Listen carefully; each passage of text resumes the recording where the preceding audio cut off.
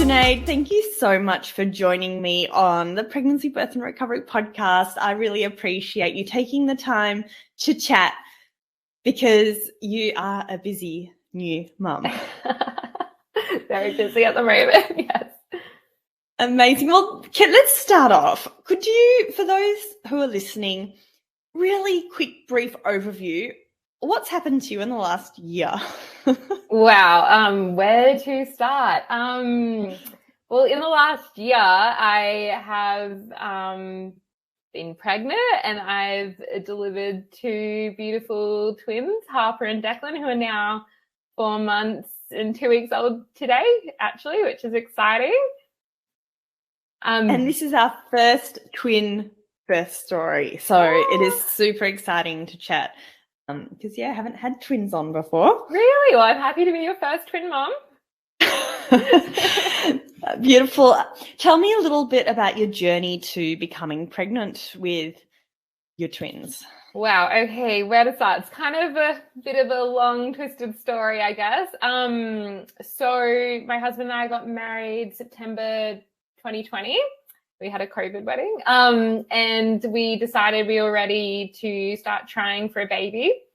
So we started trying, and a couple of months went by and nothing was happening. And I do have a thyroid disorder. I've got Hashimoto's disease. So I was always warned there might be a few bumps in the road on my fertility journey. And so I just that. A few more months go past, nothing's happening. I'm starting to get a little bit worried. So my husband and I chatted and we decided it might be best to book in with a fertility doctor, and that takes a while to get into as well. So by the time we had our first appointment, I think a year had passed, and we went to see the fertility doctor and just told him what was going on. And I didn't really have much to say. I was just like, it's not working. And then he asked me a few questions, and he very quickly kind of, I don't want to say diagnosed yes, but he told me he thinks that I have endometriosis. And I was really taken back by that. And I was like, not sure he's got that one right, because I just wasn't showing any of the symptoms, I guess, apart from infertility. I had no menstrual pain, no issues like that. So I'd never thought I had it. Yeah. So I actually had seen an acupuncturist, I think a month or so earlier than my fertility appointment. And she had pressed on my stomach and said, I think you have endometriosis. But again, I kind of laughed it off because I was just like, no, I haven't had any signs. But back to the doctor, he's like, yeah, I think you've got endometriosis, and I would love to book you in for laparoscopic surgery. And I was like, he's like, that's the only way we really can tell if you have got it.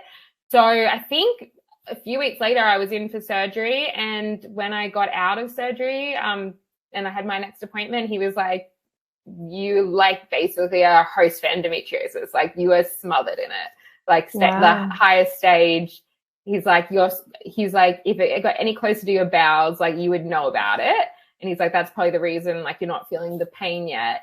And I was so surprised. So from there, he kind of said that the first 3 months after you have that type of surgery, you're the most fertile. So if you've got any chance of falling pregnant naturally, it's in that first 3 months.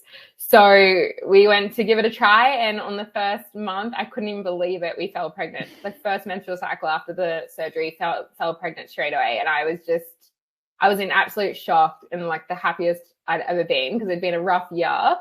But unfortunately, how things go, when you see a fertility doctor, you do have a lot of early ultrasounds, and everything was looking good. And I graduated from the fertility doctor, because you have a little graduation. And then I went to my obstetrician. I went quite early. They do that in cases like mine, and had another ultrasound. Everything looked okay. Got to the 12-week ultrasound, and I was getting my NIP results back as well. And the NIP results were all good, and we went into the OB's room to have a scan, and unfortunately there was no heartbeat.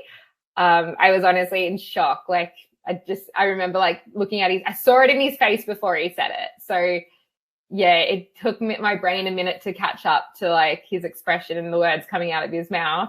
But yeah, I was so heartbroken. He told me I had what's called a miscarriage. So again, there was no signs that I was miscarriaging, like no blood, no cramping, just the heartbeat was stopped. So unfortunately, that took a bit of time to process, but I was booked in to have a D&C, I think the very next day. I personally just needed to clear everything out and just start fresh. That's just the way I am. And so we did that, and within the next week, they did say, oh, like you could expect some spotting. And I was just having so much heavy bleeding. I was getting really, really worried. And I called my OB, and he's like, no, that doesn't sound right. A few days later, my results had came in from, like, they had tested the baby. And he rang me back up, and he's like, look, I've got good and bad news. I've got news, like I can tell you why you're bleeding so much, but it actually comes with a bit of bad news. I'm like, okay, tell me. And he's like, you've had this rare condition called a partial molar pregnancy, and he's like, only 1 in 1,000 pregnant. This only occurs 1 in 1,000 pregnancies, and unfortunately, you're one of those people. And I was like, I don't. What is this? Like, I was already like processing just the loss, and now I was thrown with this. And he's like, look, come in tomorrow and I'll explain it to you. So obviously I hopped on Dr. Google that night, as you do, and just like read up everything I could read on a partial molar pregnancy. So I have just written a few notes because it's so hard to explain because it's quite complex. So I'll just jump into it. So a partial molar pregnancy is a rare and unusual type of pregnancy and complication that occurs when there is an issue with the genetic material during conception. So in a normal pregnancy, when an egg is fertilized by a sperm, the genetic material from both parents combines to form the baby's DNA. But in a partial molar pregnancy, there's an abnormality where there is an extra genetic material from the father, resulting in an imbalance. So what kind of happened is like this genetic imbalance disrupted the development of the embryo, which leads to like a number of issues. So in most cases, the embryo doesn't continue to develop and the fetal growth is compromised, and it usually results in a non-viable pregnancy. So that's what happened to us, unfortunately. And then the next part of that, which like just shocked me and sent me spiraling, is that with the partial molar pregnancy, the presence of like unusual tissue growth alongside the developing embryo is called a molar tissue. And it can resemble a cluster of grapes that may develop instead of a healthy placenta. So due to the genetic abnormalities and the tissue growth, you can have what's called, I don't know how to explain it, like,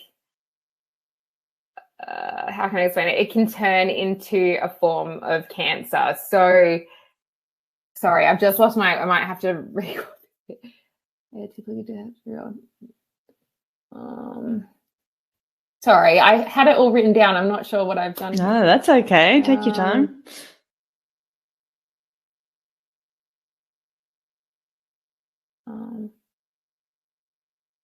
We can skip over that part. Oh, okay. Yeah, I've just found it. So, why they? Should I just continue on? Yep. Sorry. Making your life hard. So why there was so much bleeding is there was still some tissue left. It wasn't completely removed. So I had to go back in for a second D&C to remove that tissue because it can turn into trophoblastic trophoblastic disease, which is a form of cancer, and it can lead to needing chemotherapy. So I'll skip through all the parts, but basically from there, I had my second D&C, and then I had to wait for my HCG level to go back to 0. So that took months and months and months. I wasn't allowed to try to get pregnant during that time. So yeah, that's that part of my story. Wow. Yes. What a crazy journey for you. It was so unexpected. I could never have imagined that. Like, who would have thought like you could get pregnant and possibly get cancer from getting pregnant? Well, that's right. You're trying to process the loss of a baby, and then you've got all this other stuff going on that you also need to process. It was an absolute double whammy. Yeah. It was hard because No, how long ago was that?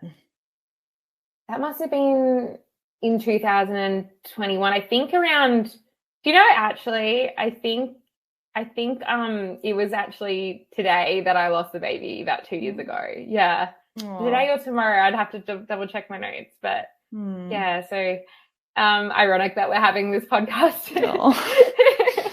Yeah.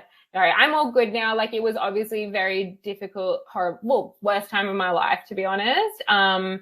But it's only made me stronger. And, you know, I have been blessed with 2 little miracles now. And I kind of sometimes think, you know, the whole ordeal I went through is kind of landed me where I am today. And I've got my Declan and a half far from it. So yeah, but this might seem like a silly question, but I'd love to know, and what was the hardest part about losing a baby, do you think?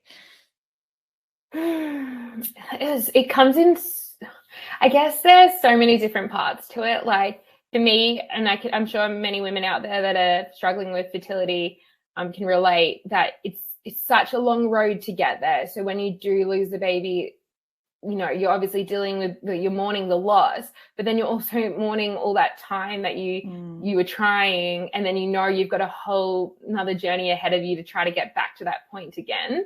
So that was really tough for me, because it was so hard to get pregnant in the first place. And I'm like, wow, we've probably got another year or 2 of trying again. Obviously, just the absolute heartbreak of it all. Like, you know, 12 weeks, like, you know, some people might still say that's early, but that's basically the first trimester. I'd gone through all the motions of illness, like, you know, feeling all those pregnancy symptoms, and it was feeling real. I kind of thought, after I'd had a few ultrasounds, I was like, no, like, this is happening. Everyone always tells you, if you're going to have a miscarriage, it's usually quite early on, kind of thing. So I didn't walk into that appointment thinking that, where in my earlier appointments, I'm a bit of a worrier, so I was always preparing for the worst. But I remember walking into that one so confident, like, so that shook me. And, you know, unfortunately, like, you're never the same again after that happens to you. Like, it just changes you as a person. Like I said, like for those first couple of months, I felt, I was at my lowest, but, you know, I've come back up from it. But yeah, you know, it does come to my mind. It comes into my mind at times, and, you know, I'm like, I'm forever changed from this. Yeah. So talk me through those next few months, and I guess how you came out of it. Yeah. So I was really keen to jump straight back in. Like, I am 33. Well, at that time I was probably 31 years old, and I already knew I had a really low egg count. And I was really, like, you know, keen to jump back in. I was like, we need to keep trying, like, especially if it's going to take us another year. Like, I don't want to waste too much time. So we waited those months for my HCG level to go down to 0. We're like, okay, let's try natural still, because with endometriosis, if you don't have a menstrual cycle, it's hard for the endometriosis to keep growing back. And I'd had one menstrual cycle since the surgery. So I was like, I'm still really fresh. So we tried for, I think, 2 to 3 months. Nothing was happening. I just knew in my gut it's not going to happen. So we booked back into that fertility doctor, and I was like, what are the next options? Like, what options do I have available? And he's like, I think we're best to try IVF. So I was like, let's do that as quick as possible. I was so eager. So we did our first round of IVF. Everything went well, and we collected. They warned me that I wouldn't probably get a huge amount of eggs because of my age and because of my egg count. And I think, look, I can't remember the exact numbers, have all blurred into one now, but I think I might have got 6 or 8 eggs on my first go, and I was so happy. And then I won't bore you with all the details of IVF, but by day 6, after they had fertilized the eggs with my husband's sperm, you want to get embryos at the end, as many embryos as you can at the end. None of my embryos actually made it to blastocyst, which is the final stage. So that was really disappointing, getting those. You get phone calls every couple of days with updates, and it was looking really good. And then it just day 3 is like that day whether it's going to make it or break it. And yeah, by the time it got to day 6, there'd always be one at the end, but it was just not strong enough for implantation. So that didn't work. So we tried again the following month, same outcome. And the only thing that was good about it is we learned that I have poor egg quality. So we had a reason for why this was happening. My doctor wanted to do another laparoscopy surgery to see if there was any endometriosis. So I had another surgery. There wasn't too much growth, but it was good to know we were working with a clean slate. Went back in for another round of IVF, same outcome again. I was seriously heartbroken. I'm like, I'm going to have to start exploring donor eggs because, you know, the issues were on my end. My doctor was really good. He was like, no, don't give up. We're not at that stage yet. I just had read stories of other people, you know, they'd get to the third round and it was like, you need to start exploring adoption, donor eggs. And I have nothing against those. Like, they're options I would 100% explore if it came to it. But I really wanted to try to have a child of our own first. So he's like, why don't you guys have a break, just like mentally recoup, physically recoup. It takes a lot of toll on your body. So I had a month off, and then the following month he said, why don't we try an IUI? So we did a medicated IUI, obviously a lot more affordable, a lot less pressure on the body, but the results are nowhere near as good as what IVF can do. So it didn't work, and I was like, yeah, I didn't think it was going to work. I'll try one more. Tried one more, and we were so lucky, and that IUI gave us twins. So that's amazing. So it's such a very long story. So that was 2 rounds of, so IUI, that's intrauterine insemination, is that right? Yes. So that was 2 rounds before success. Yeah. And how did that feel on the body compared to IVF? I was so used to IVF by that stage. I did a medicated cycle of IUI, so it was still needles, but not as many. So if you did a non-medicated one, it would feel quite like a natural experience, I imagine. But I was just used to it, like getting the needles stuck in me. I always made my husband do it, so I was pretty used to it. I wouldn't say it felt too different to the IVF process, except for you didn't have to do an egg collection. You didn't have to go under for that. So that was probably the only real big difference. Yeah. And just out of interest, do you know the stats around possibility of twins for IUI compared to IVF, that sort of thing? I don't, unfortunately. I know they're both high for creating twins. With IUI, it's a little bit different because they don't take the eggs from you. So if you're doing a medicated IUI, you're like enhancing your ovulation, so hoping you drop more than 1 egg, and they control that. So like they don't want you to drop more than 3 eggs because of the chance of multiple births. So with me, I had 3 eggs. So it looked like 2 of them fertilized, which was, we were never expecting twins because we knew the egg quality was so poor. We were barely expecting to be able to have 1. So it was so lucky. Talk me through the morning or the day that you found out you were pregnant with twins. Oh my gosh, this is actually quite a story. So I did, on the first pregnancy, I did do the whole surprise my husband, like I had a bun in the oven kind of story. So that was really nice to be able to do that. But obviously when you're going through a fertility clinic, it's a little bit more, what's the right word for it? Well, definitely more clinical than like a natural experience. So with an IUI, they were like, they tell you when to take a pregnancy test. And I was meant to take the pregnancy test on, it was the Gold Coast show day. So it was a Friday. And I'm at work and I get an email from the clinic on the Thursday and they're like, hey, how did your results go? And I'm like, oh, hey, like my results aren't due till tomorrow. I haven't tested. And they're like, we're closed tomorrow. It's a public holiday. Can you test now or today, or do you want to come in and get a blood test? And I started spiraling. Like I was so anxious. I'm at work. I'm like I can't concentrate. And I told my work bestie, and we're like, okay, let's go down to the 7-Eleven and try to find a pregnancy test. And we went there and there wasn't any. And we were like, oh no, we've been out of work for so long.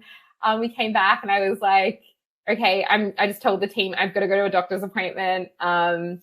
Drove down to the clinic, got the blood test, then I had to go back to work and sit there in anticipation for like another 4 hours. And then I got the phone call, and we are in an open floor plan office. So I had to quickly go downstairs, and I'm shaking. I could barely, like, they ask you for your details, like your name and birth, the date and address for privacy reasons. And I'm like trembling getting these out. And the girl was like, Sinead, are you ready? And I like just knew it in her voice. Like, she usually, you can tell when they're delivering bad news, and she just, you could hear she was holding back the excitement. So she came out with it, and she's like, I'm so happy, like, you're pregnant, kind of thing. And I was just like in tears, and it was honestly a great moment, and just called my husband straight away. He was away actually, and I just couldn't wait. And I just told him straight away, and we were just over the moon. Yeah. Oh, that's beautiful. Yes. And then how long after that did you find out about the twins? So again, had to go to the fertility doctor for the early ultrasounds. I think we did an ultrasound at 7 or 8 weeks.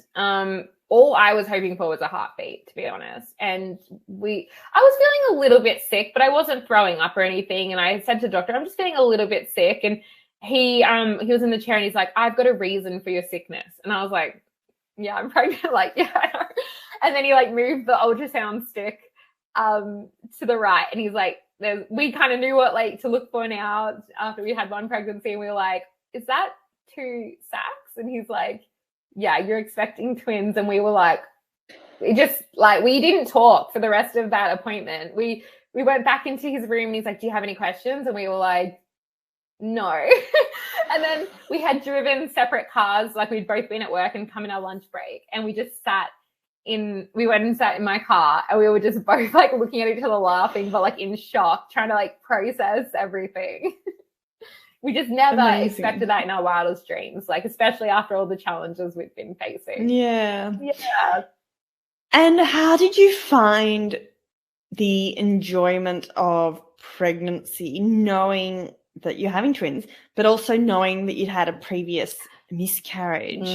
Yeah. Okay. I did really struggle with this. So the first, I had it in my body that I had to get past the 12-week stage. I had to get past where I lost the last baby. Like if you look through my phone, anything like that, I was barely taking photos. Of my bump and I got a bump quite quickly with it being twins. I also, with the risk of it being a twin pregnancy, I just thought I just had so much risk around the pregnancy. I just didn't want to get too excited too soon. And I was trying to fight that urge. I was trying to be like, no, you should be excited. Like, it's not going to happen again. But I was just so nervous. So, when we got past the NIP test and the 12-week scan, the anxiety started to part ways a little bit. It wasn't until about 20 weeks did I feel comfortable in the pregnancy and that it was progressing well. Like, there'd been nothing negative. Like, we were doing so well for a twin pregnancy, but I just was so scared. Like, unfortunately, it takes the innocence. Like, once you've had a loss, it takes the innocence out of your next pregnancy. And I'm glad I got to experience that last time in the first 12 weeks. But yeah, I did fight it back. Like, I had a few friends that have had horrible losses and stillborns. So I'd asked them what they had done, and they kind of just said, you get to a certain point and you just accept that it's going to happen. So like that it's going to work out for the best. And I kind of let that happen. And like from the end of the second and third trimester, I was in a much better place mentally. Yeah. Oh, that's great to hear. Yeah. So we've been speaking for half an hour and you're just up to the pregnancy. I love it.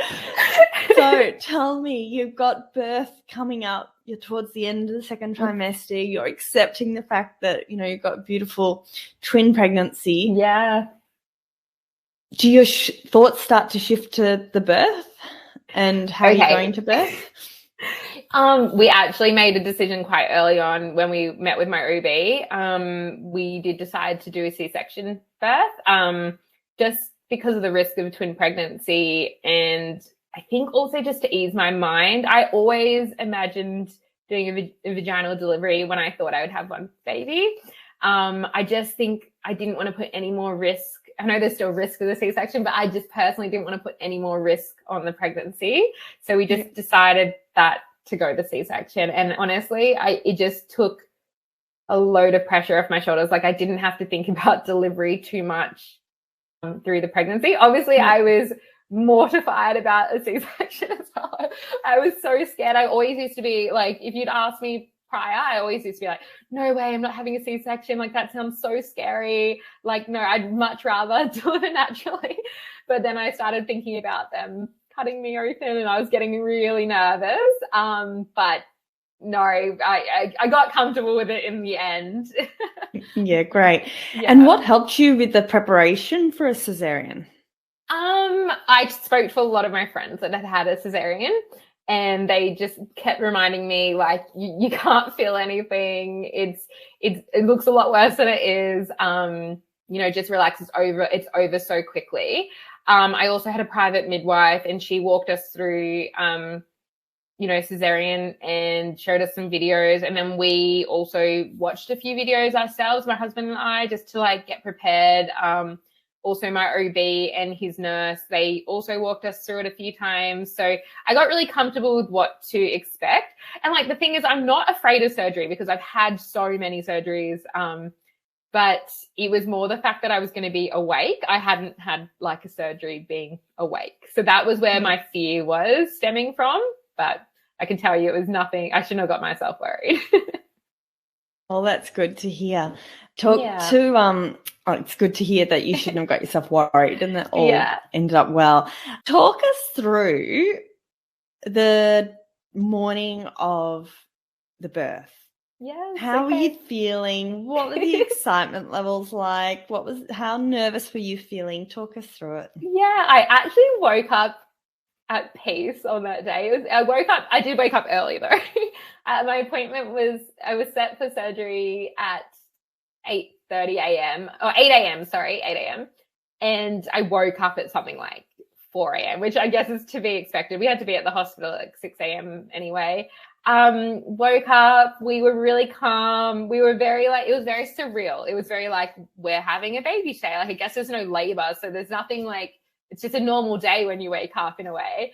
One of my friends told me that had a cesarean. She's like, make sure you take a photo of your belly. It's the last photo you're going to have of your belly. So we took a photo of the belly that morning, and I'm so glad I did because I look back at that so much.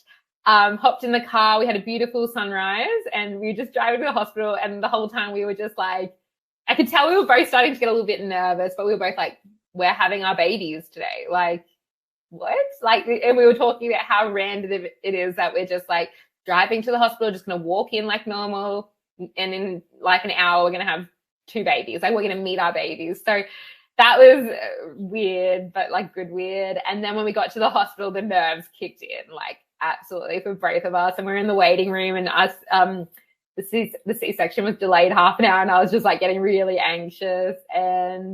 But at the same time, it did just feel like me going in for like a lap surgery or an egg collection. So I kind of felt at ease to sort of know what the next couple of steps were.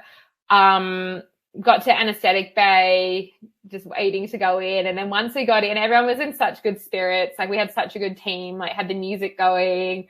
They all just like helped me, remain calm. And from there, it just went so quickly. They put me up on the table, did the spinal tap. It just happened so quickly. I'd been warned how much that was going to hurt, and it was a sting, don't get me wrong, but it wasn't as bad as I thought. And I think adrenaline's already well and truly kicked in. They put me on the table. I did have a little freak out thinking the spinal tap hadn't like quite kicked in yet, because it just obviously takes a while to to do its magic. And I was like, guys, I can still feel something. I can still feel my feet. But after a few minutes, it definitely kicked in, and didn't even know when they started. Like, it just happened so quickly. And before I knew it, they were pulling Harper out, and I could hear her crying. And that was just such a sense of relief, because I think for me, with my anxiety with pregnancy, like, I kind of was always like, there's so many hurdles I need to get through. And the last hurdle for me was hearing a crying baby coming out. And once that happened, I just like totally relaxed. And yeah, then Declan came out 2 minutes later, and yeah. And then the longest part was them, I guess, stitching me back up. But you don't even know that's happening, because you're so excited. You've got your 2 beautiful babies on you, and it's such a magical experience. Yeah. Oh, it's so lovely to hear. And did you know you were having a little girl and boy? I did. I did, but we didn't. You don't with twins. I found this quite interesting. You don't actually. You can't actually find out the sex straight away. Like with the nip test, you can find out at like 10 weeks what the sex is of a baby.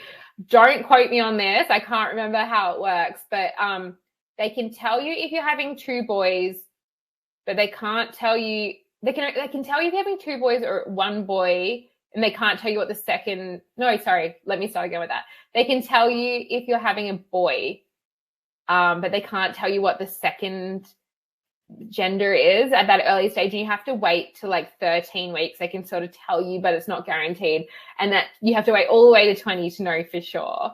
So we did find out. We couldn't wait, to be honest, and I was sure we were having two boys, but it was such a nice surprise to find out we were having a girl as well. Yeah. Beautiful. So an hour later, you've got a beautiful little boy, beautiful little girl. Yeah. How are you feeling? It was the best day of my life. We're in recovery, and I've just got them there with me.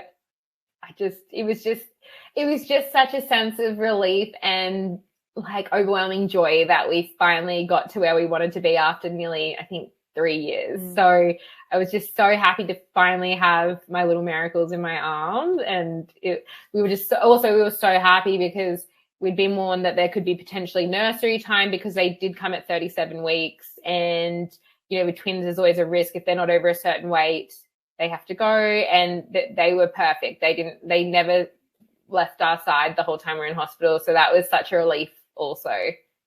Yeah. And I forgot to ask, how was your partner throughout this whole journey? Look, he's not one to show his emotions too much. Like, he's been such a great support, like best dad, best husband to go through something like this with. I think we do forget about the men might not carry the babies, but, they do go through the fertility journey with us. He is always very supportive. And then through the pregnancy, very supportive. And honestly, in hospital, like, he was amazing. Like, I didn't even have to say anything. He was already like, here's a hot chocolate, here's a water, here's snacks. Like, I've got the bottles ready for the baby. Like, he was just amazing. So he wanted this just as much as I did. And, it was sad to see him, like, it takes so long how much he wanted to start a family also. So we're finally there, and we're stoked. Yeah, beautiful. Yeah. Now I have to ask, one of my best friends is about to have twins, and she's already got a baby. So I was like, I was saying to her, I was like, oh, so good, because you've already been through breastfeeding once, and you've got a newborn, and you've had a baby, and you sort of know, like, you never know, but you know the basics. Whereas having twins for the first time, how did you go with learning everything? I know. Oh my gosh. Like, I guess it's true what they say, like, we don't know any better. We haven't got another child, so we don't know. I honestly didn't do that much like research beforehand. I basically, I planned to, and I just never got around to it because I was so tired.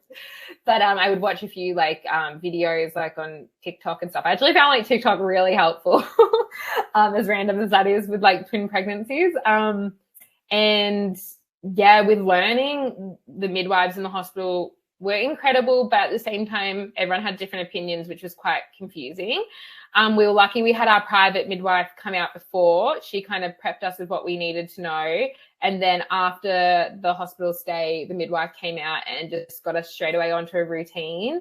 And I just had a giant list of questions, and she just answered through them all. And honestly, it's been a game changer. Like, I never knew if I was going to be like a schedule person or just go with the flow. But with twins, I really felt like a schedule was important. And, they've been sleeping through the night for a really long time now. So it's been, I think we laid the foundation very early on, and I'm so glad we did. And that's been, the schedule, following the midwife's advice, it's been a game changer for us.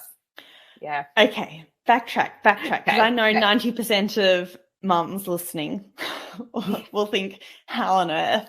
And I know all babies are different and every situation is different, but what do you feel has really been the top few things because it just feels like you've adjusted so well to motherhood. Like, yeah, I sometimes, I don't know, my friends say to me that maybe I'm having such a positive experience because of all the hardship we went through, and like we wanted this so bad. So I don't know, we're lucky. I don't want to jinx it, but like the twins have been so chilled. Like Andy and I were in hospital and the nurses came in and they're like, you guys are so relaxed. And we're like, isn't it like, but they're sleeping. Like, what do you want us to be like? And they're like, we've got other people in the other rooms, and they're like, they haven't, like, their room's dark, they haven't left the bed. And I'm like, oh, I don't know what I'm doing, like, kind of thing.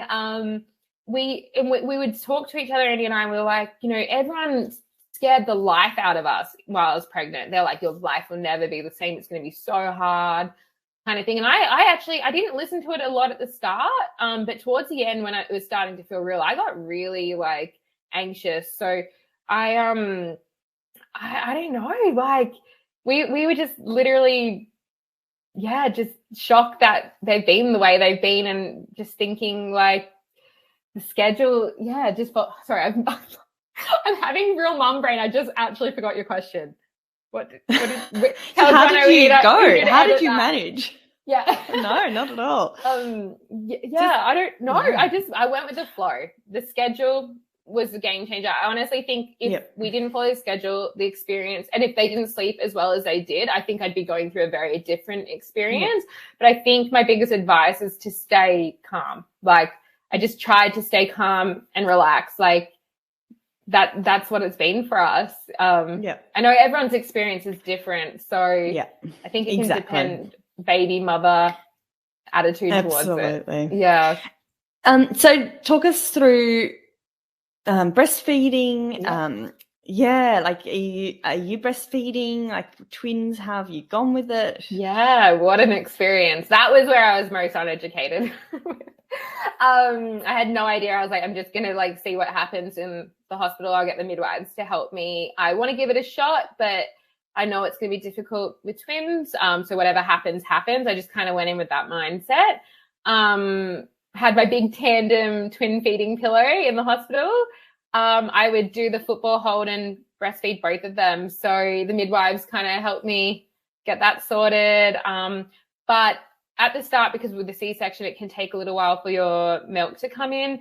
I was doing colostrum feeds for a little while. I'd collected colostrum in the lead up, and then was feeding them the colostrum in the early days. And then we started pumping a little bit. I ended up doing triple feeding. I'm not sure if you know what that is, but it was quite a process, and I did this for several months. So basically I would pump, and then when it was time to feed, I would breastfeed, bottle feed with the pumped express breast milk, and then I would pump again, and then just do that cycle every 3 hours. So it was such a process. We were just concerned that the twins weren't getting enough milk when I was breastfeeding. So we pumped so we could do a bottle top up afterwards and then pump again. Yeah. So And how long before feeding them did you pump? So I would basically do a feed and then do the bottle and then pump for the next feed, if that makes sense. So at the end of one feed, I would have pumped, and that pump would go to the next feed. Yeah. But sometimes I'd get so much that it would go across multiple feeds. But I was nearly pumping every feed. It was wild. Like, I was like attached to the wall at all times. But then I got a portable breast pump, and that was a game changer. And then after a while, like, I would slowly drop a couple of pumps to just make life a little bit more livable. Yeah. Yeah. But amazing. Yeah, and then with breastfeeding, look, everything's a blur now. It's so true what they say about, baby brain. But I breastfed for probably the first 2 months, and then I decided that I was going to bottle feed with the express breast milk. And I would do a couple of breastfeeding sessions, like if they needed comfort or if I just felt like it. But I was relying more on the express breast milk. And then we slowly introduced formula top-ups because these babies, they drink so much. Like Declan's already the size of a toddler, I swear. But I just couldn't keep up with the demand. So we started doing formula top-ups. And then at the 4-month stage, I changed to formula only, which was only 2 weeks ago. Yeah. Now I have to ask the physio and me, how's your recovery been after both a cesarean but also a twin pregnancy? The twin pregnancy was tough. I had pelvic girdle and I could not walk. Really? I was seeing a women's health physio, which was great. That I got a lot of relief from that, and they did give me exercise to do, and I did do it for a little while, and I did see improvements. But towards the end, I just got, I don't want to say lazy because I was heavily pregnant, but I just had no energy to do much. I would walk my dog in the afternoons, and that was so hard. So that was tough. But thankfully, as soon as they were born, that pain went away straight away. I was like, that was the toughest part of my pregnancy, I've got to be honest, that pelvic girdle. But I had, I think, 6-finger ab separation. Went and saw the same women's health physio, and I think last time we went, it was down to 1. So I was really happy with that. And my husband's a personal trainer, so been doing a lot of sessions to try to get my core strength back. Yeah. Very slow and steady. Amazing. Yeah, that's great to hear. Yeah. Amazing. So to finish off with, because I do appreciate your time and I know you are a busy new mum, was there anything you wanted to finish off with, or anything you felt, any final, I guess, words of wisdom to pregnant women or new mums that are listening today? Yeah, sure.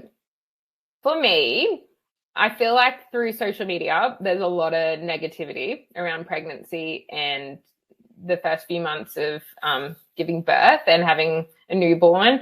And I don't think everyone's experience is the same. And for me, when I was like scrolling on social media, like all the stories were pretty heavy and negative and depressing. And, you know, we all do go through our own journeys, and I don't want to dismiss anyone's experience, but I do think there is a need for more people to share their positive experiences with birth and around newborns, because I've had such a good experience. Like, it's been the best thing that's happened to me. Yes, like I have tough days like everyone else, but I love it. Like, I just think it's great. And I don't think there's many people out there with that voice. And I have started a TikTok channel. I didn't start it till I was 20 weeks pregnant because I wasn't, again, with the anxiety, I wasn't feeling confident enough to share my journey yet. But since then, I've really tried to create like a positive platform where people can, especially twin moms or expecting twin moms, can come and hear the positive side. But I also share like my challenges as well, because there always are going to be challenges, and I just want to be transparent. So I think just for those people listening, like, it's not all doom and gloom. That's so lovely to hear. And I think you're absolutely right. I think there's a role for hearing all types of stories, but I think if you're pregnant, to surround yourself with the more positive birth stories can absolutely be helpful. Yeah. Then for those women who are recovering and have had challenges, then maybe hearing other women's stories might be really comforting and helpful. I don't know. It's a key thing, isn't it? It like, look, the few stories I did that, like, I did find that were positive, they were really reassuring and really helpful. And I like relied on those a lot to get me through. And I relied on a lot of podcasts as well to like listen to positive stories, or even like when I was going through my fertility struggles, like these podcasts were gold to me. Like, just knowing I wasn't alone, like, it was very hard to find someone else that went through a partial molar pregnancy. Like, all the forums online, they were so old, and I had to find podcasts or even a couple of TikTok videos just to see what these people, how they managed what they did. So I think it's really good to make sure people share their journeys, even if they're, you know, not the standard typical journey. Yeah. Well, thank you so much for joining me, Sinead. I really appreciate, thank you for sharing your incredible journey to becoming pregnant with twins and your beautiful baby. So I appreciate. Well, thank you so much for having me. Thank you. Thank you. We'll chat soon. All right. Thanks. Thanks for listening to the Fitness Mama podcast, brought to you by the Fitness Mama freebies found at www.fitnessmama.com/free.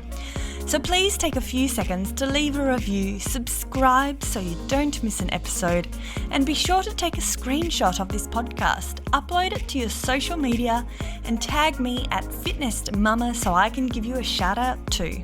Until next time, remember, an active pregnancy, confident childbirth, and strong postnatal recovery is something that you deserve. Remember our disclaimer: materials and contents in this podcast are intended as general information only and shouldn't substitute any medical advice, diagnosis, or treatment. I'll see you soon.